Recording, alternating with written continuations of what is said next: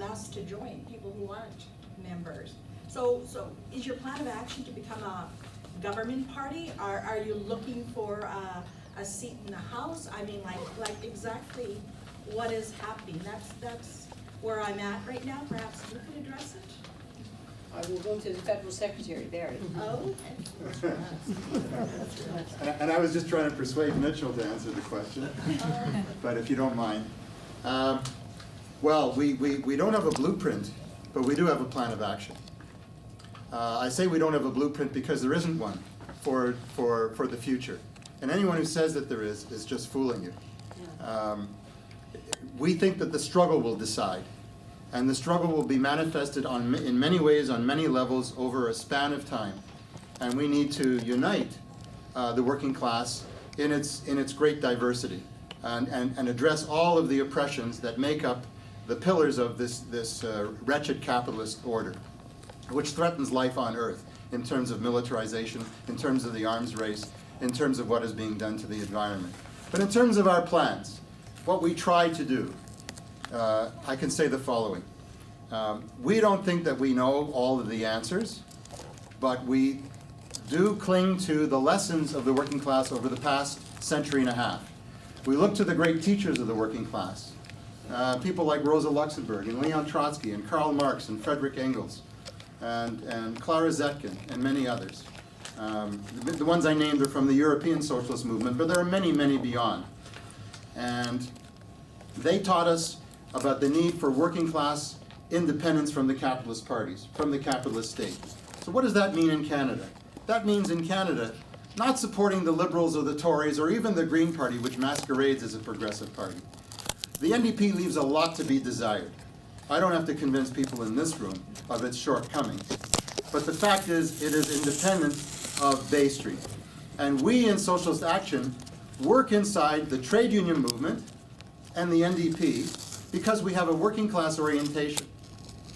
We're trying to build a revolutionary workers' party. We make no apologies for that. And we think that the way to do it is to convince the maximum number of working people to take up the demands for the shorter work week without cut in pay and benefits, for a green energy transition, for restitution of Aboriginal peoples who have been completely dispossessed, and on and on. You heard the many demands that were articulated from here and there during the course of the evening. And how to win a majority of the working class entails going into the mass organizations of the working class. And there are Indigenous people in those organizations, increasingly so. More and more young Indigenous people are obtaining jobs in the energy sector in Alberta and many other places across the country, and they will sweep into the labor movement. And there we want to intersect with those folks and build a class struggle left wing. What do I mean by that? I mean the present leadership of the unions and the labor-based NDP is rotten to the core. They negotiate two-tier. They say to young workers, well, in order to keep peace with the system, we'll accept the deal that capital is pushing on us, and that means, young worker, you're going to be paid $10 or $15 an hour less than people beside whom you will be working in your plant, in your office, in your school, whatever and wherever it is. We say that is totally unacceptable. And we say there should be strikes against precarious work. There should be strikes against two-tier. There should be strikes against the gender pay gap. There should be strikes against the abuse of people on a racial basis. And that entails a new leadership in the unions and a new leadership in the labor-based political party in this country. You know, there is no labor-based party in the United States. The Democrats, that's the place where all social movements go to die. It's not a workers' party. It's a capitalist party. You need to create a labor party in the United States. Look what's happening in Britain. Jeremy Corbyn, he's not a revolutionary Marxist, but he's leading a socialist campaign and nearly won the government. And he defeated 2 attempts by the Blairites to remove him from office after he won the leadership of that party. I'm not saying the British Labour Party is the way to the New Jerusalem, but I'm saying that movements for change are now arising all around the world, including in places that you might not have guessed 15 or 20 years ago. Socialists need to be there, in the unions, in the NDP, in the cooperative movement, among tenants, among workers organizing, young workers, minimum wage workers, and migrant workers. That's our plan. That's our plan. And we can do it not only with educationals and conferences and rebel films and picnics at schools that we operate year-round, but we can do it if you join us. We'll have a greater strength in the immigrant communities, among students, among workers who are fighting the bureaucracy that's trying to impose two-tier. That's the road to the future. That's how we can go from a minority to a majority, and that's, sisters and brothers, the only way it's ever happened in the history of the world. We go from a minority to a majority by you joining the socialist movement. Have hope, believe that you can make change, empower yourself and your co-workers, join us and we'll do it together. Bravo. Elizabeth? Yes. Just 1 second. Yes. And I would also suggest, if you want, you can pick up our statement of principles. I believe they're out on the table out there. And have a look, and you'll see what our thoughts on certain policies are on things. Okay, are there any other speakers? Somebody want to speak? I just have a comment. Yes, go ahead, sister. We need the reincarnation of Tommy Douglas. Pardon We me? need the reincarnation of Tommy Douglas. Yes, we certainly do. Thank you, He actually sister. founded that community worker program. I am a Yes, graduate yes, of. yeah, we need to bring him back, because we've really drifted a long ways from what he wanted. No, just a minute, Sonny, you've been on this before, I'll see if we have time for a second. Peter?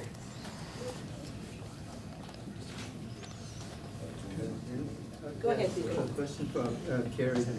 Speak up, Peter. A question for Carrie. Arthur Manning wrote a book, Unsettling Canada. So, what's the demand, like, expanding the land control? For right now, it's only 0.2%. So, do we need restitution plus extension of, like, of the land control, indigenous having greater control of the territory? Because right now, they only have 0.2%. Yeah, a lot of that looks at even the supposed crown lands. Speak up a little bit, The lands Gary. held in trust by the crown, by the government, to revert those back to indigenous lands. And that would, I don't know what the area of the crown lands encompass, but it's a whole lot of land that could then be reverted back to indigenous territory. Yes, good idea. Okay. Okay, sister, yes, I got you, Margie. Okay, sister. Hello, everyone. My name is Elizabeth Foxman. My Cree name is Dipscott. Could you speak up just a little bit, sister? Yes, please do. My name is Elizabeth Potskin. My Cree name is Dipscalpisim, which means night sun. I am from Alberta, East Prairie Métis Settlement. This is the first time I've ever been to a socialist action event. I do like what it is that I am hearing, but as an Indigenous youth, especially being Métis, coming from both European ancestry and, well, a long line of Indigenous ancestry, I do want change. I've noticed myself, I moved out here from Alberta back in February for a job, to be a cultural resource worker for Urban Native Homes Incorporated. It was handed to me in good faith. I believe in the universe. I believe that if you love life, life will love you back. I loved it at first, but I realized there's something that I did not appreciate about it. It was really hard for me to really understand it, but it has a lot to do with the fact that colonialism still exists today. The way that my organization, despite all of the good that they're doing as Indigenous staff, some of them not Indigenous but still respect the fact that they are helping Indigenous clients, that they're still following a way that basically is like history repeating itself. It may not be the same, but it rhymes. It's the way that my ancestors had to deal with their school teachers, even past Indian residential schools, just listening to the way my father spoke about his school experiences in the Catholic system and then just in public schools itself. Racism exists everywhere still. And it should not, because there's only one race, and it is the human race. I honestly have a lot against colonialism and the fact that it distributes so much bias and inequality in all of the policies that govern everything in our governments, every government. And like I've heard other people talk about, every government is the same, almost the same anyway. I wouldn't say it exactly the same. I mean, if you've heard of what's happening in North Korea, that's intolerable. It's unjust. But even so, we need to deal with our own problem first before we try and go and help someone else. And that also shows within ourselves that growth. We need to face our own consequences in order to grow before we try and run away and try and do and help someone else. Now, what I'm trying to say is, as an Indigenous youth, we Indigenous people, we are struggling still, even though you may think that we should probably just stop by now. No, we should not. No. We honestly feel so uneased, or we are not at ease with what is happening to this day. There are many of us that want to do stuff, but we don't understand how or where to start. I don't. I'm scared.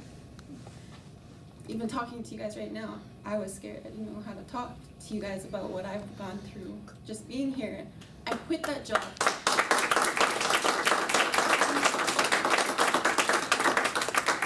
I quit that job, and that's what was sustaining me here. Now I'm looking for another one. And I shouldn't have to quit a job where I'm helping my own people. And I feel very terrible almost, because I wanted to stay. I was helping the seniors. I was developing mental and physical wellness programs for them. But intergenerational trauma affects us all. We are not finished healing. And a lot of our policies keep us from truly healing. I'm still healing myself from intergenerational trauma. I'm not saying that I'm not as important, and I'm not saying I'm more important. I'm just as equal as everyone else. But we have to stand together. We cannot just say that we are separate. We are one, and we always have been one. Through colonialism, through the policies that we have, just even through organized religion, because organized religion has influenced a lot of the policies in our governments. It has stripped us from our true way of understanding our own journey as spiritual beings. We can no longer do that to ourselves. We must not do that to ourselves anymore. We must come together and stand as one in spirit. We are all connected to this divine source that brings us together here today. Thank you for letting me speak. There's so much more I could say. I'm just really glad that you provided this amazing opportunity for all of us to get together and help me find my voice.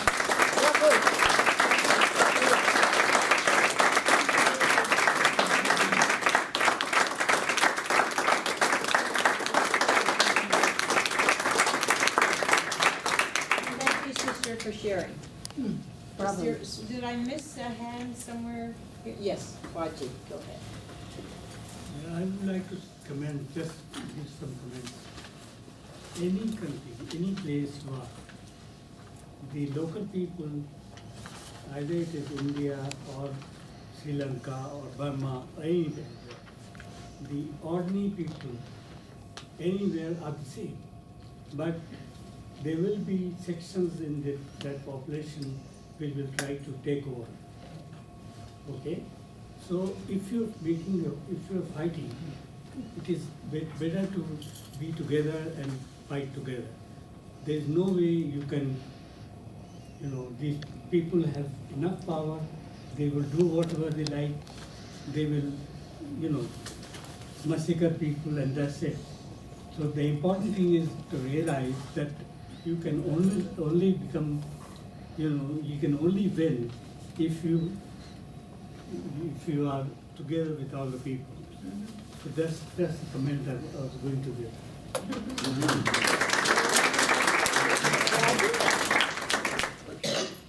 I have a question for Mitchell. Mitchell, you're reading my text, right? Yes. Yeah, I have a question, and I don't need to read it. I will ask it aloud.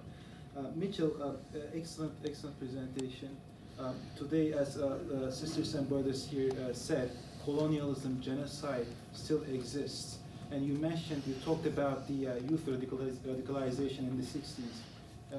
Can you briefly explain what the youth today can do against ongoing colonialism, genocide, corrupt capitalism and imperialism? Thank you. Well, first of all, I would say if you join Socialist Action, that's your great opportunity to get Come involved with around all sorts here. of activities. Come around this way so everybody can hear you. It bounces off that post. Okay. So yes, if you could get involved with the organization or join us as a supporter for all sorts of events. We go out to protests regularly. We host all sorts of events. We do pub nights. We do films. We have Rebel Films here in this room, actually, all throughout. We do concerts. But throughout the fall, we have film nights every Friday night here. I don't know when they're starting, but Middle of September. Mid-September. Anyway, we just go out we participate in a lot of things. We're also active in the NDP, and I would encourage people here to get membership in the NDP and participate, and join us in our work there. I don't know if that's answering your question, though. You're paying me for asking that question. Oh, I see. Well, I want in on this. So anyway, I would encourage you, come out. We attend all sorts of events. We're not just limited to doing educationals. We actually get out and join in the struggle actively. We participate, as I was saying. We have a sign-up sheet here if you're interested. But also, like we were out on Saturday. A bunch of us went to Casa Loma, across from Casa Loma, and attended the I Don't Know More protest. We really weren't involved heavily in the organization, but that's not our job. We let other people do that, but we participate as members of everyone's struggle. We participate in events at City Hall for the anti-immigrant protests. Black Lives Matter protests. The North Dakota strikes. We're active on strikes. We participate in where were we at the North Dakota water issue. So we're out there. We have a presence at almost every event you can think of. So. Okay, thank you. Okay, so it's getting closer to wrap up time. Are there any other sisters that would like to speak? Okay, I'll put you down as a second time speaker, sister. Any sister would like to speak for the first time? Go ahead, sister. Thank you. I happen to be a PhD student at OISE in philosophy of education. So I've been trying to convince my fellow students to organize a formal group to contribute concerted, conscious, purposeful efforts to learn about indigenous people, to start a coalition, you name it what you like. Everything is so loaded with negative histories. Wherever you look, there's so much pain and so much unfairness. There's just so much, I apologize, BS to shovel. And we are drowning in it. So I'm hoping that people will discover in their hearts the belief that there is somebody out there who really means to go the good way. Because as this young woman said, we are one. Thank you so much for putting it that way. If we cannot get together to clean up the earth that some of us have messed up, it is sacred because this is why we are even here. Without the earth, we would not be. So this kind of spirituality, indigenous people can help with. And there is a lot to look up to. I do not believe that speaking English should be taken as a sign of assimilation. Indigenous people have kept their philosophy and their belief system. Language is important, but it can be recovered. There is a belief in the heart that we all share. From this consciousness that we share have arisen so many beautiful movements which have been corrupted. And I am projecting an appeal to anyone out there who can find in themselves the ability, the strength to struggle to create spaces of trust. I'm putting it out there 30 seconds. because I cannot give up the hope that we can save the earth and ourselves. We owe it to past generations and to future generations. So thank you very much for this event. Thank you, Sister, for sharing.